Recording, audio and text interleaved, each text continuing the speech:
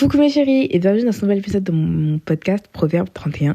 Donc normalement au moment où vous m'écoutez, je suis en Italie. Donc n'hésitez pas à aller sur mon Instagram, sur mon TikTok, voir si j'ai posté quelques petits vlogs. En tout cas j'espère parce que ce serait vraiment trop cool. Bref. Bienvenue dans ce nouvel épisode. On est lundi. Lundi, c'est le rituel du lundi. C'est le fait de découvrir une nouvelle femme de la Bible. Aujourd'hui, je vais t'en présenter non pas une, mais deux pour le prix d'une. Donc c'est Pua et Shipra. On va dire Shipra parce que je pense que c'est le mieux. Donc, on va découvrir ces deux femmes inspirantes, ces deux sages-femmes hébraïques qui ont bravé les ordres du pharaon pour sauver des vies innocentes. Leur courage et leur foi sont un témoignage puissant de l'importance de suivre la volonté de Dieu. Reste avec moi pour découvrir leur histoire et les précieuses leçons qu'on peut en tirer. Mais avant tout, je tenais à me présenter. Pardon, j'ai un peu de mal avec mes mots aujourd'hui. Je tenais à me présenter. Alors moi, c'est Princesse Orphée et t'es sur mon podcast Proverbe 31. Sur ce podcast, 3 fois par semaine, on parle de divers sujets. Alors, je dirais que pour t'expliquer ça le plus facilement possible, tous les lundis, c'est une femme de la Bible. Tous les mercredis, c'est un épisode de développement personnel. Et tous les vendredis, c'est un épisode de vie chrétienne. Un épisode qui va parler de Dieu et des principes de la Bible.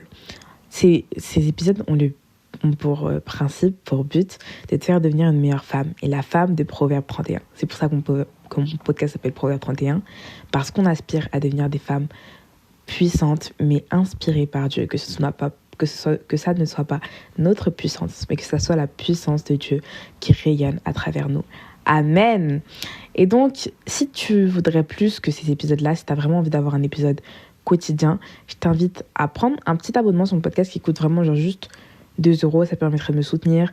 Ça me permet aussi, de financer un peu mes études, de faire tout ce que je peux faire parce que malheureusement, par faute de temps, je ne peux pas faire mon podcast et travailler. Et pour moi, mon podcast, c'est super important. Et pour vous aussi, j'ai envie de continuer à être une bénédiction pour vous. Donc, j'ai lancé ce petit abonnement à 2 € qui est disponible sur Spotify et sur Apple Podcast et qui te permet donc de me soutenir et d'avoir un épisode chaque jour. Donc, ça fait 30 épisodes par mois au lieu de 9 épisodes par mois. Et bien sûr, tu peux ne pas le prendre totalement et tu auras quand même énormément d'épisodes gratuits. Donc aujourd'hui, allons-y, on va voir Paul et Shipra. Donc comme j'ai dit, c'est deux sages-femmes hébraïques qui sont mentionnées dans le livre d'Exode.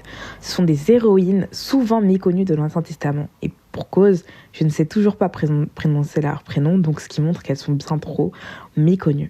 Donc leur courage et leur foi en Dieu les ont conduites à défier les ordres du pharaon d'Égypte. Et elles ont donc sauvé de nombreuses vies. Leur mention dans la Bible, elle est faite dans Exode 1, versets 15 à 21. Donc dans le contexte historique, à l'époque de l'oppression israélite en Égypte, le pharaon, il craignait la croissance de la population hébraïque. Et il ordonna aux sages-femmes de tuer tous les garçons hébreux à la naissance pour limiter leur nombre. Et donc l'ordre du pharaon, il est dit dans Exode 1, versets 15 à 16.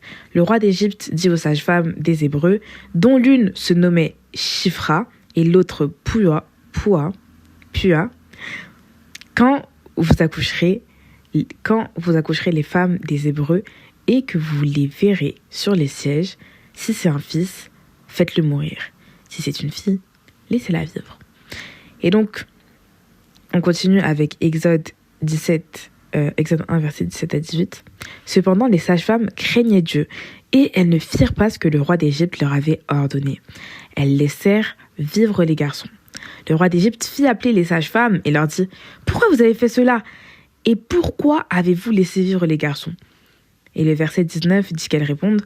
Les sages-femmes répondirent à Pharaon « C'est que les femmes des Hébreux ne sont pas comme les Égyptiennes. Elles sont vigoureuses et elles accouchent avant l'arrivée de la chasse-femme. » Et ensuite, versets 20 et 21, Dieu fit du bien aux deux sages-femmes.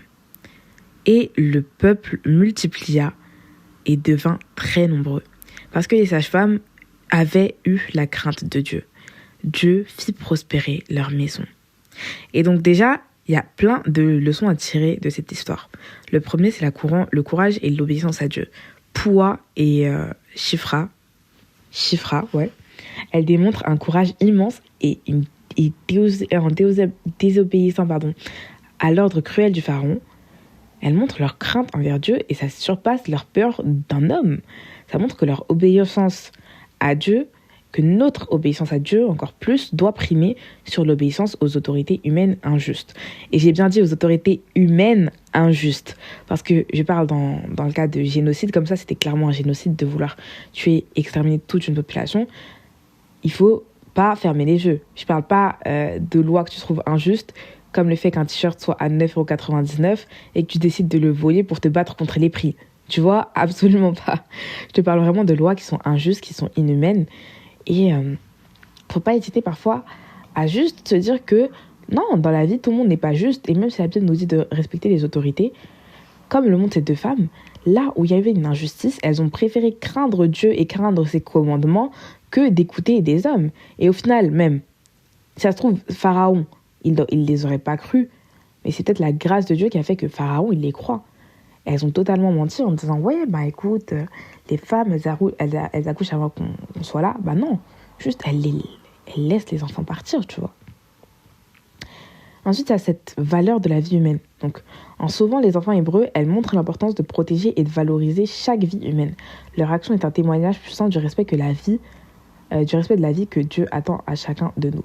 Donc, évidemment, on doit donner cette valeur à la vie humaine, à la vie non seulement des mères, et aussi à la vie des enfants. Donc, comme dit,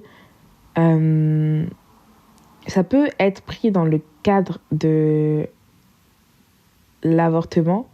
Mais après, là, c'est pas des enfants qu'on abandonne, entre guillemets, pendant qu'ils sont dans le ventre. Non, c'est des enfants qui sont censés vivre, que la mère veut qu'ils vivent, que tout le monde veut qu'ils vivent, mais que le pharaon a décidé de tuer. Et ça, c'est quelque chose auquel on s'oppose, comme on s'oppose au génocide, que ce soit en Palestine, que ce soit au Congo, que ce soit au Soudan, ou même au Burkina Faso, on s'oppose au génocide. Et on valorise la vie humaine, en fait. Parce que on ne peut pas se laisser tout le temps fermer les yeux par le gouvernement et se dire que, ah oui, le gouvernement a dit que ça, donc moi, je ne peux pas agir. Si, tu peux agir. Dans les causes où Dieu t'appelle à agir, tu peux agir, ok ? Là où tu as l'occasion d'agir, agis. Et donc, il y a aussi cette troisième notion, et c'est cette leçon d'impact de la foi. Donc, la foi et la crainte de Dieu des sages-femmes, elles conduisent à une bénédiction divine. Parce que la Bible, du coup, elle dit que... la Bible dit que... Excuse-moi. J'ai un peu perdu mon verset. Donc, c'est dans Exode 1, verset 21-21. Dieu fit du bien aux sages-femmes parce que les sages-femmes avaient eu la crainte de Dieu. Dieu fit prospérer leur maison. Il leur a fait du bien, il les a bénis. Et donc, Dieu, non seulement il les protège, mais il les fait aussi prospérer. Ça nous enseigne que Dieu honore et bénit ceux qui choisissent de suivre ses voies à lui, même au risque de nos propres vies. Parce qu'il y a une phrase très connue, elle n'est pas biblique, mais c'est une phrase très connue qui dit « On vit pour le Christ et si on meurt pour lui, c'est encore mieux. » Tu vois ? Et après, il y a une quatrième leçon, sa dernière leçon, donc c'est le rôle des femmes dans l'histoire divine. Donc Poua et Shifra, elles jouent un rôle crucial dans le plan de Dieu pour Israël. Si ces femmes-là, elles avaient décidé qu'on tue quand même tous les enfants, en fait, tous les fils, est-ce qu'on sait où serait la lignée d'Israël aujourd'hui ? Mais par cette crainte de Dieu, par cet amour de Dieu, elles ont décidé de ne pas suivre ça. Et donc leur action, elle préserve la lignée hébraïque et elle montre que les femmes ont un rôle significatif et impactant dans l'accomplissement des desseins divins. Et donc pour résumer, Poua et Shifra, ce sont des femmes, des exemples de courage, de foi et d'obéissance à Dieu. Pour moi, il y a tellement de choses à retenir de leur histoire. Il y a tellement de choses qu'on pourrait appliquer aujourd'hui dans tellement de contextes. Et donc leur histoire, elle nous rappelle l'importance de valoriser la vie humaine et de craindre Dieu plus que les hommes. Craindre Dieu plus que les hommes, plus que ta réputation, plus que ton travail, plus que ce que les gens vont dire sur toi. Crains Dieu. Et donc moi, je t'encourage à réfléchir sur la manière dont tu peux démontrer ces qualités dans ta propre vie. Comment toi, comme Poua et Shifra, tu choisis le courage et l'obéissance à Dieu aujourd'hui. Comment tu pourrais faire ça ? Et donc si ça t'intéresse, j'aimerais bien qu'on ait une petite discussion, une petite réflexion sur ça. Donc n'hésite pas à venir dans un petit groupe Instagram que j'ai. Et là-dessus, on pourra faire ce débat. Si ça t'intéresse, s'il y en a une vraiment qui aimerait faire ce débat, n'hésite pas à me dire en privé, oui, j'ai écouté cet épisode de ton podcast et j'aimerais lancer le débat. Et donc mes réseaux sociaux, etc. sont en description et tu feras juste d'aller voir et tu pourras venir m'écrire là-bas directement. En tout cas, je te souhaite une bonne journée, que Dieu te bénisse. Et rappelle-toi que tu es béni, tu es une bénédiction. Bisous, bisous.